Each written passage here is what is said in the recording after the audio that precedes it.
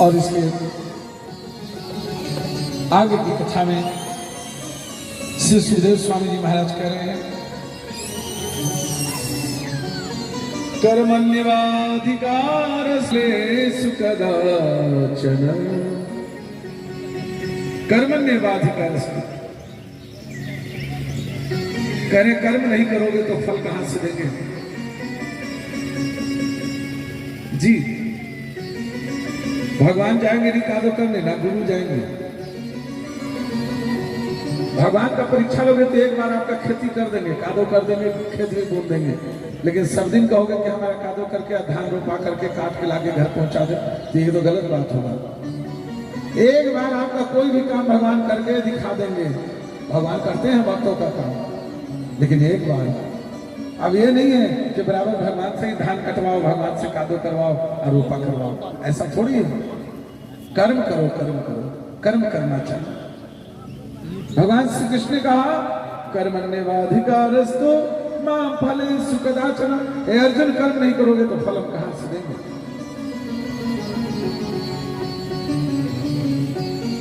और कर्म करके हम अहंकार न करें, कर्म करके अहंकार नहीं करना चाहिए।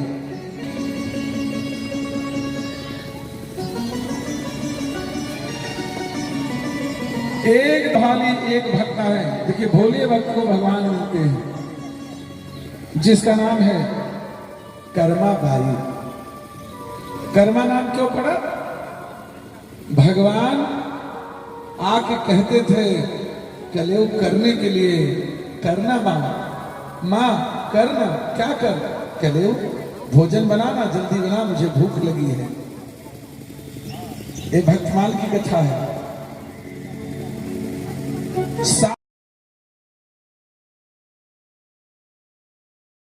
खिचड़ी बना के खिला। अच्छा अच्छा अच्छा, बिना घी के नहीं खाते हो? मैं भूल गई हूं ना, घी चाहिए नहीं, राबड़ी चाहिए। लो, ये लो घी, राबड़ी लो, ये डब्बा लो, जितना मर्जी हो निकाल के गिरा के मिला के खा लो। घी का डब्बा भी रख दो, मंदिर पट लगा दो, फिर देख लो, अरे वैसे ही रखा हुआ। तब कहती, अच्छा हम समझ रहे हैं आपको गोरे गोरे हाथ से खाने का आदत लगा हुआ है, नहीं? हाँ, हमें सावली में काली हुई इसलिए। अच्छा तो सुन ले सामरिया, सही से सुन ले, हमारे बाबूजी के भरोसे रहोगे ना तो भूखे मर जाओगे, कांटा हो जाओगे, भूखे मर जाओगे, दुबले पतले हो जाओगे। वो अभी तुरंत आने वाले नहीं है, हो सकता कल भी नहीं आए, तो भूखे मर जाओगे, भूखे। खा लो खा लो, ये रंग रूप से प्रेम मत करो। हम बाहर से काली हैं लेकिन अंदर से एकदम दिल वाली हैं, अच्छी हैं। कुछ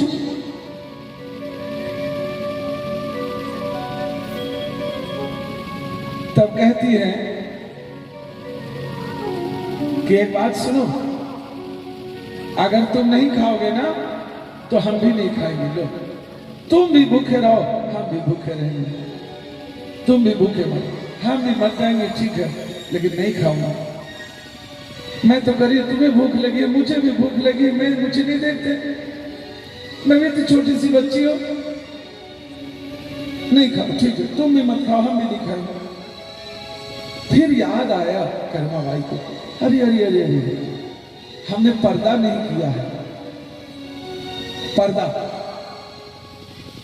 बोले पर्दा करना चाहिए था। तो आइए मेरे इस भजन को सुनिए, कितना बढ़िया बोल रही है, मारवाड़ी भजन है। और जाके फिर जगन्नाथपुरी में बैठ सकते। ये सिलसिला चलता रहा। कार्य हुआ कि जल्दी जल्दी में बाई ने मुंह तो पोछा, खिचड़ी का दाना लगा रह गया। और जब वहां पंडा पुजारी जब पट खोले तो देखते हैं कि जगन्नाथ भगवान के मुख में खिचड़ी लगा हुआ है। अब तो पंडा लोग जो है गले में गमछा लगा के अरदास, हे भगवान, हे ठाकुर जी, अरे हम लोग से कौन गलती हुई जो आप कहाँ जाके खिचड़ी खा लेते हो? मैं इतनी पवित्रता से बनाता हूँ और आप कहीं और खाते हो। हम लोग जान दे देंगे, नहीं तो आपको बताना होगा ठाकुर। रात्रि में स्वप्न होता है, और पंडा जी लोग को स्वप्न होता है, तो भगवान स्वप्न में कहते हैं कि पंडा पुजारी जी आप लोग चिंता मत, हमारी एक भोली भगत है, हाँ उसका नाम है कर्मा बाई, उसी का मैं खिचड़ी खाने चला जाता हूं, अगर उस भगत को आप यहाँ तो मैं वहां खाने नहीं जाऊंगा। हाँ हरियाणा के पास है, हरियाणा राजस्थान का बॉर्डर पे उसका है, कर्मा बाई नाम है। आप जाओ, पालकी लेकर के जगन्नाथपुरी उड़ीसा से वहां जाया गया और जाकर के कर्मा बाई को पालकी में बिठा के लाया गया। तो पंडित जी लोग भी तो भाई माने दो भाई, भगवान इनके हाथ से खिचड़ी खाते हैं, कोई महान बढ़िया से करती हुई क्या करती है। तो कर्मा भाई को लाया गया, बोले हाँ भाई आप कैसे खिलाती हो भगवान को, बना के खिचड़ी आप खिलाओ, सेवा करो। तो सब पंडित जी लोग देख रहे चारों तरफ से। कर्मा बाई क्या करती थी, स्नान क्या करना, सीधे सीधे उठी, चूल्हा जला दी, खिचड़ी चढ़ा दी। पंडित जी लोग गुस्साने लगे, पंडित जी लोग गुस्साने लगे, बोले पाखंडी, ऐसे भगवान को भोग लगाया जाता है, बिना स्नान किए बिना ध्यान, और भगवान को खिचड़ी बना के भोग लगा रही हो और कहती हो भगत है, स्नान किया तुमने। नियम निष्ठा से जगन्नाथ भगवान का खिचड़ी बनाते हैं और भोग लगाते हैं, और तुम बिना स्नान किए हुए चली भोग लगाने, भगवान का भगत बनी है। कर्माबाई रोने लगी, हम तो ऐसे ही जानते हैं, हम कुछ भी नहीं जानते, हम इतना ही जानते हैं खिचड़ी बनाते हैं, हमारे ठाकुर जी भोग लगाते, चलो बंद करो, भगवान भोग लगाते हैं। कर्माबाई रोने लगी, भगवान को तकलीफ हुई, आहा हमारे भगत रोने लगी। और ये पंडित जी लोग ने डांट दिया, पंडित जी लोग 105 डिग्री बुखार, पंडा लोग वहां के जो पंडा पुजारी थे 105 डिग्री बुखार हुआ। अब तो लगे पंडितानी को कि मेरा पंडित बचेगा नहीं, मेरा पति मर जाएगा।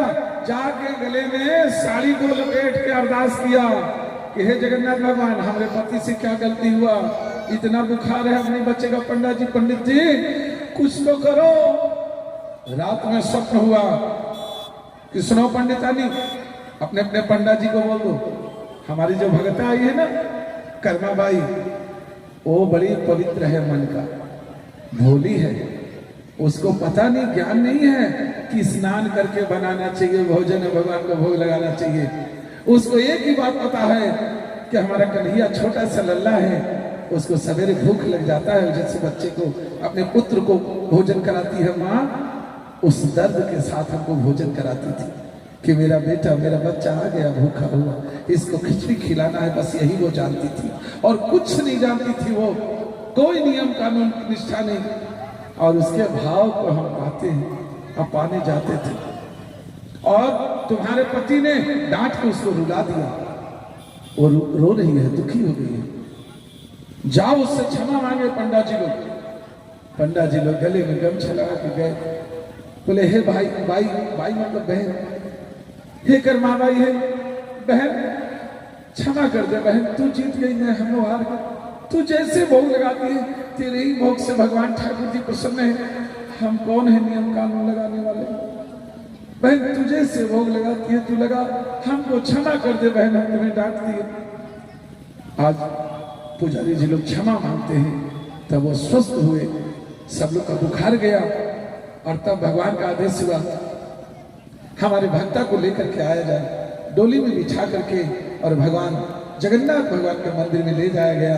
और कर्मा बाई जो मंदिर में गई जगन्नाथ भगवान के, तो फिर वापस लौट के नहीं आई, जैसे कि मीरा कहाँ गई, तो मीरा मोहन में समा गई बांके बिहारी में, वैसे कर्मा बाई जगन्नाथ भगवान में समाहित हो गई। बोलिए भगवान भगवान की जय, श्री कृष्ण गोविंद हरे। तो अरे भक्तों, खुद को पहचानो, तुम कौन हो, तुम बड़े सत्कर्म करने वाले, बड़े धार्मिक आपके पूर्वज हो चुके हैं, जिसका नाम है राजा अंग, और ये अंग प्रदेश है जहाँ की भाषा मूल अंगिका है ना, अंगिका भाषा जो आप बोलते भी हो, अंगिका बोलते हैं कि नहीं? अंगिका नहीं बोलते?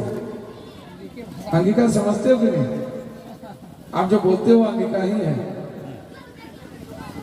जाए छो करे छो, ये क्या अंगिका भाषा है ना। और अंगिका भाषा ये आंध्र प्रदेश ही है। और आंध्र प्रदेश के राजा हुआ करते थे राजा अंग, बड़े धार्मिक राजा। उन्हीं के आप संतान हैं, उसी के परिवार हैं, आपके वो पूर्वज हैं। आप उनके हजारवां पीढ़ी होंगे, लेकिन आपके पूर्वज बड़े सत्कर्मी थे, बड़े धार्मिक थे। इसलिए आप स्वीकार करते हो, तुरंत धर्म में बह जाते हो, धर्म में लग जाते हो, है ना। साधु का बच्चा क्या होगा? साधु होगा, साधु का अंश आएगा उसमें। तो आपके पूर्वज बड़े सत्कर्म और संत रह चुके हैं, इसलिए आप तुरंत उनका जेनेटिक आपके अंदर दौड़ रहा है। उनका जो भक्तिमय रस है वो धारा प्रवाहित हो रही है, इसलिए आप स्वीकार कर लेते हैं। राजा ने बड़े धार्मिक राजा हुए, लेकिन उनके बाद जो राजा हुए ना, राजा हुए ये बड़े पापी और दुराचारी हो गए।